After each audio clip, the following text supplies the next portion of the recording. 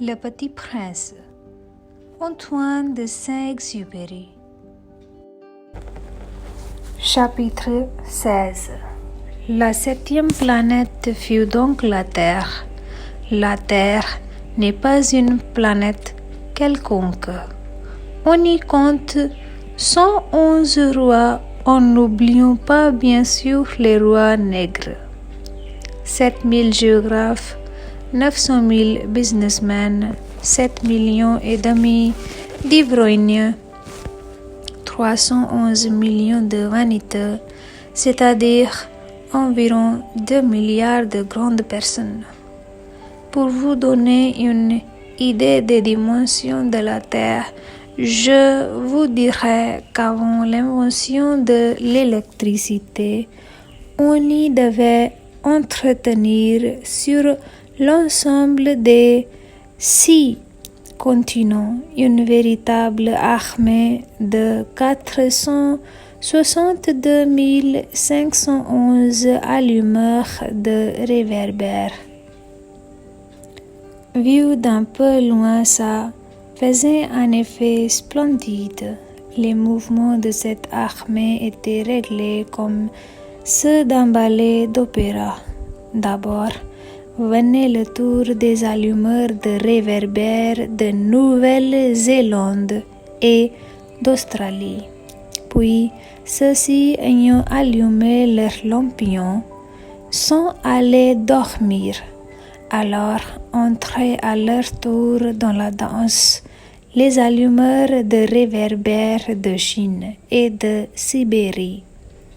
Puis, eux aussi s'escamotaient dans les coulisses.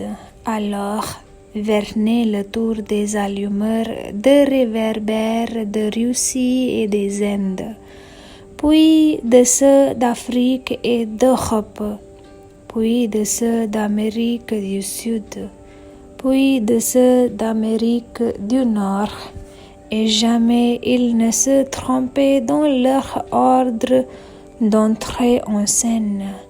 C'était grandiose. Seul l'allumeur de l'unique réverbère du pôle Nord et son confrère de l'unique réverbère du pôle Sud menaient des vies d'oisiveté et de nonchalance. Ils travaillaient 2 fois par an. Chapitre 17. Quand on veut faire de l'esprit, il arrive que l'on monte un peu. Je n'ai pas été très honnête en vous parlant des allumeurs de réverbères. Je risque de donner une fausse idée de notre planète à ceux qui ne la connaissent pas. Les hommes occupent très peu de place sur la Terre. Si les 2 milliards d'habitants qui peuplent la Terre se tenaient debout et un peu serrés comme pour un meeting, ils logeraient aisément sur une place publique de 20 000 de long sur 20 000 de large. On pourrait entasser l'humanité sur le moindre petit îlot du Pacifique. Des grandes personnes, bien sûr, ne vous croiront pas. Elles s'imaginent tenir beaucoup de place. Elles se voient importantes comme des baobabs. Vous leur conseillerez donc de faire des calculs. Elles adorent les chiffres. Ça leur plaira, mais ne perdez pas votre temps à ce pensum. C'est inutile. Vous avez confiance en moi. Le petit prince, une fois sur terre, fut donc bien surpris de ne voir personne. Il avait déjà peu de s'être trompé de planète. Quand un anneau couleur de lune remua dans le sable, Bonne nuit, fit le petit prince à tout hasard. Bonne nuit, fit le serpent. Sur quelle planète suis-je tombé? Demanda le petit prince. Sur la terre, en Afrique, répondit le serpent.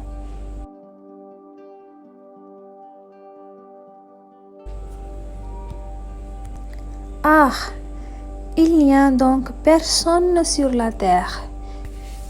Ici, c'est le désert.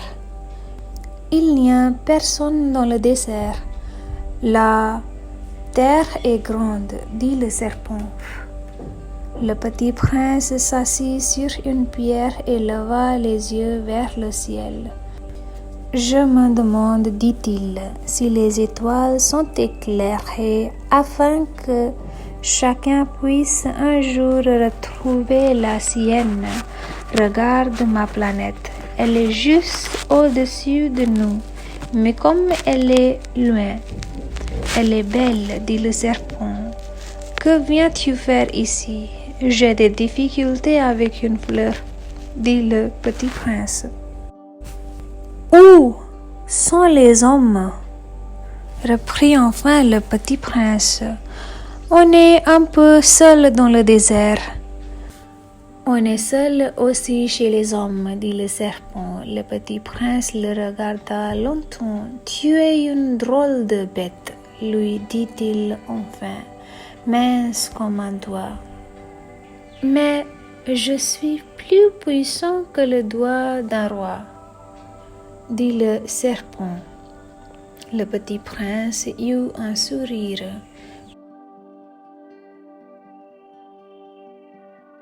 Mais je suis plus puissant que le doigt d'un roi, dit le serpent. Le petit prince eut un sourire. Tu n'es pas bien puissant, tu n'as même pas de pattes, tu ne peux même pas voyager. Je puis t'emporter plus loin qu'un navire, dit le serpent. Il s'enroula autour de la cheville du petit prince comme un bracelet d'or. Celui que je touche, je le rends à la terre dont il est sorti, dit-il encore, mais tu es pur et tu viens d'une étoile. Le petit prince ne répondit rien. Tu me fais pitié, toi si faible. Sur cette terre de granit, je puis t'aider un jour si tu regrettes trop ta planète. Je puis. Oh, j'ai très bien compris, fit le petit prince. Mais pourquoi parles-tu toujours par énigme? Je les résous toutes, dit le serpent. Et ils se turent.